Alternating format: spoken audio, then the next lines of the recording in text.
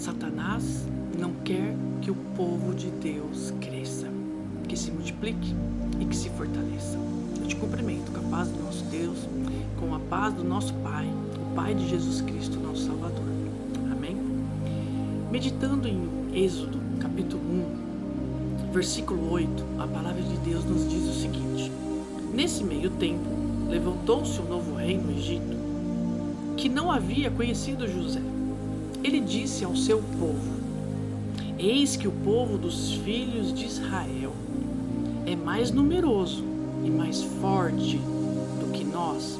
Então o rei do Egito reconheceu que o povo de Deus, além de ser um povo numeroso, era um povo forte. E isso incomodou o rei do Egito. Quando a igreja cresce, quando a igreja se fortalece, quando o povo de Deus cresce, quando o povo de Deus fortalece, o inimigo fica furioso. E ele não quer. Então ele tenta atrapalhar de qualquer jeito que a igreja evolua, né? E não é diferente nos dias de hoje. Então o rei do Egito continua: vejam, precisamos usar de astúcia, a mesma astúcia que Satanás usou com Eva no jardim do Éden para que ela caísse, para que as promessas de Deus não alcançassem a humanidade, ou que pelo menos a humanidade se corrompesse diante das promessas. Então o rei diz: vejam, precisamos usar de astúcia para com esse povo. Então não é qualquer povo que incomoda as trevas, é o povo de Deus, é a igreja do Senhor, é a noiva. Então precisamos usar de astúcias para com esse povo. Para quê? Para que ele não se multiplique. Precisamos paralisar a igreja. Precisamos impedir que a igreja avance, que o povo de Deus cresça, se multiplique. E para evitar que em caso de guerra ele se alie aos nossos inimigos. Ou seja, esse rei estava preocupado de que o povo de Deus se reunisse com algum outro povo, que em caso de guerra, então ele viesse a fazer aliança com outro povo e guerreasse contra o Egito. Só que o povo de Deus não faz aliança com outros povos. O povo de Deus é um único povo. E quem luta as nossas guerras é o próprio Deus. Mas na cabeça do rei do Egito, era isso que poderia acontecer. Então ele queria evitar esse cenário aqui. Ele queria evitar que o povo se multiplicasse. Ele queria evitar o crescimento. Ele queria evitar que o povo de Deus usufruísse da promessa que foi feita a Abraão. Porque de alguma forma o rei aqui estava sendo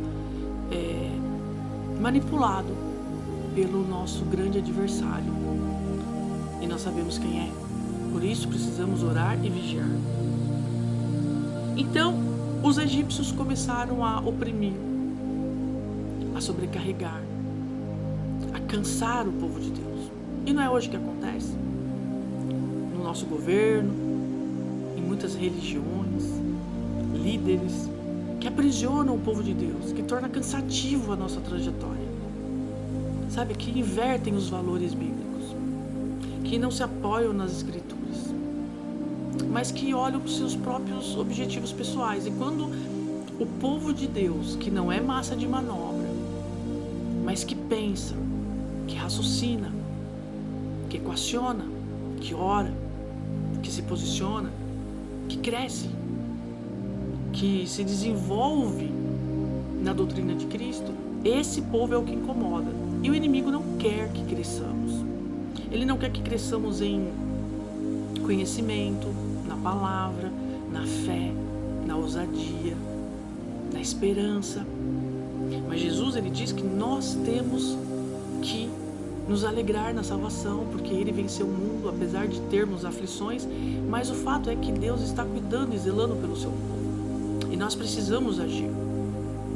E aqui não foi o próprio povo que decidiu sair do Egito. Deus olhou para a aflição daquele povo. Deus teve misericórdia.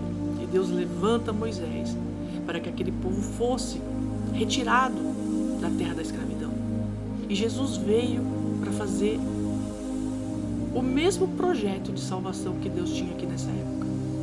Ele vem despojado de toda a sua glória, de todo o seu poder, mas cheio de autoridade, revestido do Espírito Santo, para nos tirar do cativeiro do inferno. como está escrito lá em 1 Pedro, capítulo 2, 9 e 10. Nós não éramos povo, mas agora nós somos. Somos filhos, propriedade exclusiva do Senhor Jesus. Porque Ele nos comprou com preço de sangue. Ele deu a sua própria carne para ser moída em favor de nós. Toda a ira de Deus foi derramada sobre Cristo naquela cruz. Por isso somos livres. Por isso temos o dever de crescermos, de nos aprofundarmos na palavra, de sermos um povo destinado a usufruir da palavra, da promessa, da graça do Senhor Jesus. Porque tudo isso já foi conquistado para nós. Então nós temos que sair desse aquário, porque está confortável, mas está nos aprisionando, está nos sufocando. Então nós precisamos nos posicionar hoje, agora, nesse tempo, porque Jesus já está às portas. Sabemos que as promessas já estão se cumprindo e o inimigo quer nos colocar no cativeiro, quer nos aprisionar no aquário.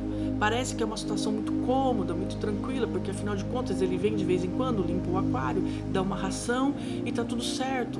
Não precisamos de muitos esforços para viver no aquário. Sempre vai ter alguém para nos cuidar ali.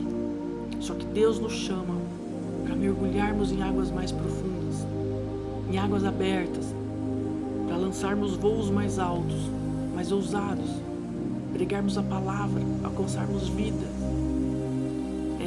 Quem sabe essa mensagem chegue até você e seu coração se sinta quentinho, acolhido pelo Senhor, e que você, meditando nas Escrituras, venha a se reconhecer miserável diante de Deus e, reconhecendo os seus pecados, confesse e abandone, para que Deus seja glorificado, para que Jesus não tenha morrido em vão.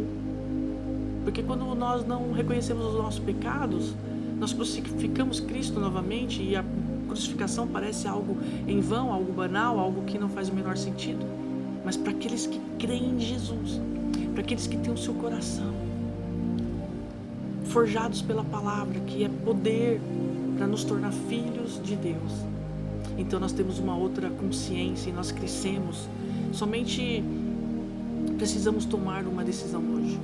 Eu espero que você seja alcançado por essa palavra, que você medite nesse capítulo, que você reconheça que você é filho de Deus e como filho você deve ser disciplinado por esse Pai, porque o nosso Deus é santo. E para sermos santos, precisamos passar pela disciplina. Deus precisa nos colocar na moenda, Deus precisa nos amassar, para que então possamos reconhecer que precisamos dele, que já estávamos perdidos, mortos nos nossos pecados e delitos, mas que em Cristo alcançamos a redenção e o perdão. Então que você medite nisso, que seu coração possa reverenciar Cristo e o nosso Pai. Amém? Que Deus te abençoe.